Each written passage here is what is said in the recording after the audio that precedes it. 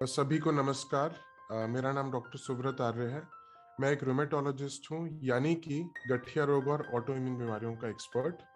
मैं नोएडा से हूँ और यहाँ पर जेपी हॉस्पिटल में कार्यरत हूँ। और मेरा क्लिनिक है doctor Arya's care arthritis and rheumatology clinic, Noida में। रोमेटोलॉजी मेडिसिन की सब स्पेशलिटी है जो प्रमुखतः तीन चीज़ों से डील करती है। सबसे पहला है आर्थराइटिस, यानी कि जोड़ों की बीमारियां, जिसमें जोड़ों में दर्द, सूजन या जकड़न आता है। दूसरा है सॉफ्ट टिश्यू रोमेटिज्म, यानी कि शरीर के अंदर किसी भी जगह पे लंबे समय तक दर्द रहना, जैसे कमर का दर्द, बाजू का दर्द, गर्दन का दर्द। और तीसरा और सबसे जरूरी है ऑटो इम्यून बीमारियां, वो बीमारियां जिनमें हमारे शरीर का इम्यून सिस्टम हमारे अंगों में डैमेज करके नुकसान पहुंचाता है। इन बीमारियों का एग्जाम्पल है जैसे लूपस, सोरियासिस, आपने शायद नाम भी सुना होगा। दूसरी तरफ पे ऑर्थोपेडिक्स जो है वो एक सर्जिकल ब्रांच है, और आमतौर पे वो लोग हड्डियों की तकलीफें जैसे कि चोट, फ्रैक्चर या हड्डियों के ट्यूमर या सर्जरी यानी कि ऑपरेशन से रिलेटेड चीजें देखते हैं। ओके, जैसे मैंने आपको बताया कि रोमेटोलॉजी प्रमुखतः तीन चीजों से डील करता है, तो सबसे पहला ग्रुप जो है हम कॉमनली देखते हैं वो है आर्थराइटिस, यानी कि जोड़ों की बीमारियां, जिसमें जोड़ों में दर्द, सूजन, जकड़न, जोड़ों में टेढ़ापन या जोड़ों की मूवमेंट करने में दिक्कत होती है। इस कैटेगरी में कई सारी बीमारियां हैं, जैसे कि रोमेटॉइड आर्थराइटिस, सोरियासिस या psoriatic arthritis, ankylosing spondylitis, gout जो यूरिक एसिड रिलेटेड है, इत्यादि। ये बीमारियों में अलग अलग जॉइंट इन्वॉल्व होते हैं। जैसे रोमेटॉइड आर्थराइटिस उंगलियों में ज्यादा प्रभाव करता है और एंकाइलोजिंग स्पॉन्डिलाइटिस स्पाइन में ज्यादा प्रभाव करता है। डिपेंड करता है कि पेशेंट के लक्षण क्या है, उस हिसाब से उसका डायग्नोसिस होता है।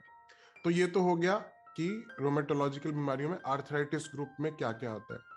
दूसरा मैंने आपको बताया था सॉफ्ट टिश्यू रोमेटिज्म, यानी कि वो बीमारियां जिनमें क्रॉनिक पेन रहता है, लंबे समय तक दर्द रहता है, पर इन्फ्लामेशन नहीं रहती। इन्फ्लामेशन नहीं रहती का मतलब उनमें सूजन, रेडनेस, गर्माहट और जकड़न कम है लेकिन दर्द ज्यादा है। जैसे कि अगर किसी को कमर के निचले भाग का दर्द रहता है लेकिन गठिया की वजह से नहीं है, डिस्क की प्रॉब्लम है, या किसी को सर्वाइकल स्पॉन्डिलोसिस है, गर्दन में दर्द रहता है, या आपने बीमारियों का नाम सुना होगा जैसे कि टेनिस एल्बो, या कभी कभी ऐसी बीमारियां भी होती जिसमें पूरे शरीर में हर समय दर्द रहता है, जैसे कि फाइब्रोमाइल्जिया।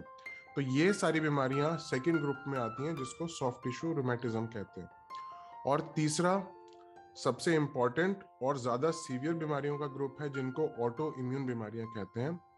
ऑटो इम्यून बीमारियां वो बीमारियां हैं जिनमें हमारा इम्यून सिस्टम हमारे शरीर के विभिन्न अंगों में या टिश्यूज में जाके डैमेज करने लगता है, और उसकी डैमेज की वजह से उस बीमारी के लक्षण पैदा होते हैं। ऑटो इम्यून बीमारियों के एग्जाम्पल हैं जैसे कि लूपस, जिसे एसएलई भी कहा जाता है, शोग्रेन सिंड्रोम जिसमें आंखों में, मुंह में सूखापन और उसके साथ गठिया हो सकता है। अलग अलग अंगों की भी हो सकती हैं, जैसे कि जो थायराइड की बीमारी है कई लोगों में ऑटो इम्यून वजह से होती है, उसे हाशिमोटोस थायराइडाइटिस कहते हैं। और ऐसे ही न्यूरो की, किडनी की इत्यादि ऑटो इम्यून बीमारियां हो सकती हैं। सबसे कॉमन सिम्टम जो आप इन सारे ग्रुप ऑफ डिजीज में देख सकते हैं वो है जोड़ों का दर्द। इसके अलावा जैसे जैसे बीमारी बढ़ती है या उसकी सिवियरिटी बढ़ती है, जोड़ों की मूवमेंट कम होने लगती है, जिसको रिस्ट्रिक्शन ऑफ मूवमेंट बोलते हैं, और जोड़ों में टेढ़ापन भी आ सकता है। तो ये डिपेंड करता है कि कौन से टाइप का आर्थराइटिस है, तो उससे डिपेंड करेगा कि कौन से जॉइंट्स अफेक्ट हो रहे हैं। जैसे कि रोमेटॉइड आर्थराइटिस में आमतौर पे उंगलियों के जो जॉइंट्स है और हाथों के छोटे जॉइंट्स हैं वो सबसे प्रभावित होते हैं, और यही सब लक्षण हमें कमर में या रीढ़ में महसूस होते हैं अगर बीमारी एंकलोजिंग स्पॉन्डिलाइटिस की है। एंकलोजिंग स्पॉन्डिलाइटिस में कमर का दर्द, जकड़न, स्टिफनेस और मूवमेंट की रिस्ट्रिक्शन देखी जाती है। इसके अलावा अगर किसी को सोरियासिस के साथ सोरियाटिक आर्थराइटिस है, तो उनके जॉइंट्स के साथ स्किन में भी एक डिजीज होगा जिसे सोरियासिस है।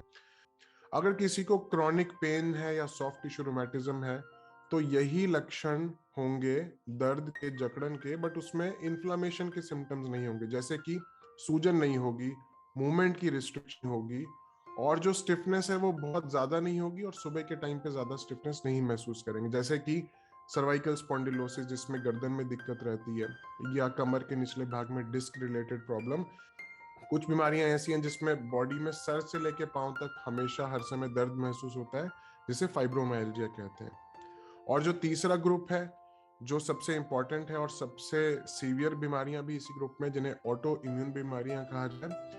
तो ऑटो इम्यून बीमारियों में लक्षण डिपेंड करते हैं कि हमारा इम्यून सिस्टम कौन से ऑर्गन को या कौन से टिश्यू को डैमेज कर रहा है।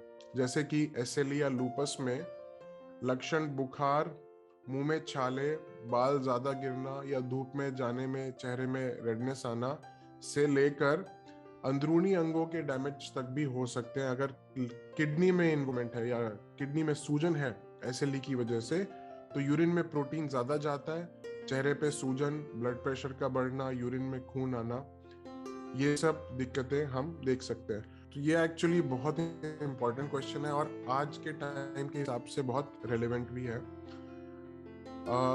इसमें कोई डाउट नहीं होना चाहिए। इनफैक्ट रोमेटॉइड आर्थराइटिस और ऑटो इम्यून बीमारियों के पेशेंट्स को वैक्सीनेशन प्रेफरेंस पे लेनी चाहिए, जनरल पॉपुलेशन से प्रेफरेंस पे, और उनसे जल्दी लेनी चाहिए, क्योंकि ऑटो इम्यून बीमारियों में हमारा इम्यून सिस्टम सही से काम नहीं कर रहा और कई सारे पेशेंट्स ऑटो इम्यून बीमारियों की वजह से ऐसी मेडिसिन पे होते हैं जिनसे हमारा इम्यून रिस्पॉन्स थोड़ा कम हो सकता है, इन्फेक्शंस का रिस्क हो सकता है। अच्छी बात है कि जितनी भी स्टडीज और डाटा है उसमें ऐसा नहीं देखा गया कि आर्थराइटिस या ऑटोइम्यून बीमारियों के पेशेंट्स में कोरोना की वजह से कॉम्प्लिकेशन या कोविड की वजह से मोर्टेलिटी, मरने का रिस्क ज्यादा है, ऐसा नहीं देखा गया। बट थ्योरेटिकली और प्रैक्टिकली भी कोविड पकड़ने का चांस ज्यादा हो सकता है, इसीलिए वैक्सीनेशन बहुत जरूरी है। लेकिन वैक्सीनेशन लेने के बाद आपकी दवाइयों में कुछ मॉडिफिकेशन कुछ दिन तक, कुछ दिनों तक या कुछ हफ्तों तक हो सकता है जरूरी, डिपेंडिंग अपॉन कि आप कौन सी ट्रीटमेंट पे हैं। रोमेटोलॉजिकल प्रॉब्लम्स यूजुअली क्रॉनिक होती हैं। क्रॉनिक यानी कि लंबे समय तक चलने वाली।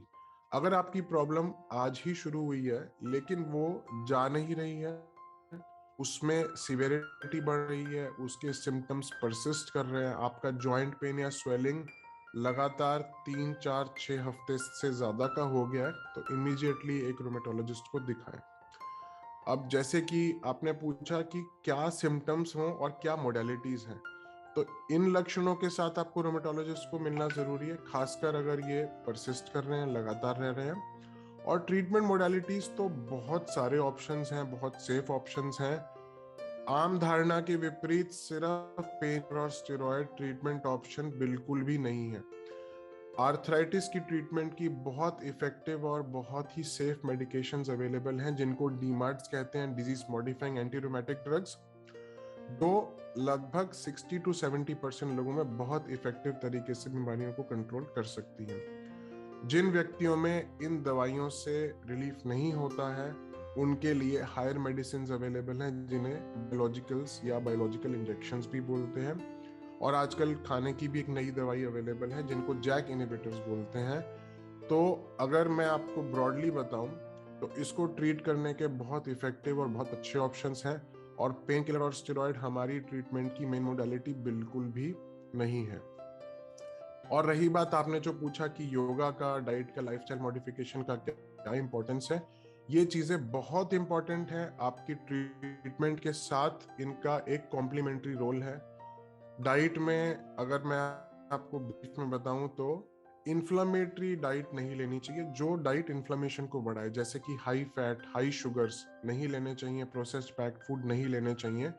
और डाइट में नट्स को, omega 3 fatty acid rich food को बढ़ाना चाहिए, और fresh fruit, fresh vegetable based diet को प्रेफर करना चाहिए। लेकिन कई बार ये सब फॉलो करने के बावजूद कोई पर्टिकुलर चीज डाइट में एक पर्टिकुलर पेशेंट के लिए सिम्टम्स को बढ़ा सकती है, आप उसको अपने आप आइडेंटिफाई करके अपनी डाइट से हटा सकते हैं। योगा, प्राणायाम, मेडिटेशन, सारी चीजें बॉडी का स्ट्रेस लेवल कम करती हैं और आर्थराइटिस को कंट्रोल करने में मदद करती हैं। इसके साथ ही स्मोकिंग को पूरी तरह छोड़ना चाहिए, कि वो आर्थराइटिस के लिए बहुत खराब है, और अल्कोहल भी अवॉइड करना चाहिए। अगर हेल्दी लाइफस्टाइल अपनाएंगे, आर्थराइटिस की मेडिकेशंस के साथ अपना हेल्दी वेट रखेंगे, डाइट रखेंगे, तो इसका आउटकम बहुत बेटर होगा। तो ये सब बेसिक चीजें आप फॉलो कर सकते हैं।